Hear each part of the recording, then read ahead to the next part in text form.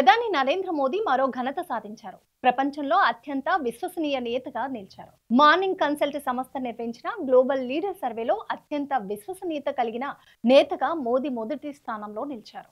అమెరికాకు చెందిన ఇంటెలిజెన్సీ సంస్థ మార్నింగ్ కన్సల్ట్ నిర్వహించిన గ్లోబల్ లీడర్ అప్రూవల్ ట్రాకర్ సర్వేలో మోదీకి ఏకంగా 75% అప్రూవల్ రేటింగ్ దక్కడం విశేషం. అంటే సర్వేలో పాల్గొన్న వారిలో 75% మంది మోదీని ప్రపంచ నేతగా ఆమోదించారు.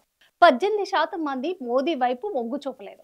మిగతా 7% మంది ఏది చెప్పలేకపోయారు. మరోవైపు ఎన్నో యుద్ధాలు ఆపానంటూ గొప్పలు చెప్పుకునే అమెరికా అధ్యక్షుడు డొనాల్డ్ ట్రంప్ కు ఈ సర్వేలో కనీసం టాప్ 5లో కూడా చోటు దక్కలేదు. మార్నింగ్ కన్సల్ట్ సంస్థ ఈ సర్వేను జూలై 4 నుంచి 10వ తేదీ మధ్య నిర్వహించింది. అందులో ప్రధాని మోదీకి 75% మంది మద్దతు ప్రకటించారు.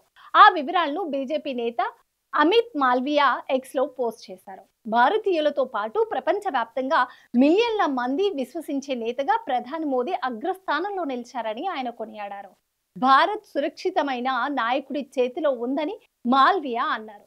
59%తో దక్షిణ కొరియా అధ్యక్షుడు 2వ స్థానంలో నిలవగా, 57%తో అర్జెంటీనా అధ్యక్షుడు జేవియర్, 56%తో కెనడా ప్రధాని మార్క్ కర్నీ వరుసగా 3-4 స్థానాలు దక్కించుకున్నారు. అమెరికా అధ్యక్షుడు డొనాల్డ్ ట్రంప్ 44%తో 8వ స్థానంతో సరిపెట్టుకున్నారు. గ్లోబల్ లీడర్ సర్వే అంతర్జాతీయ వేదికపై మోదీకి కొనసాగుతున్న ప్రజాదరణను మరోసారి చాటి చెప్పింది. ప్రపంచవ్యాప్తంగా ప్రజాదరణ కలిగిన నేతగా మోదీ చాలాసార్లు టాప్ ప్లేస్ లో నిలిచారు.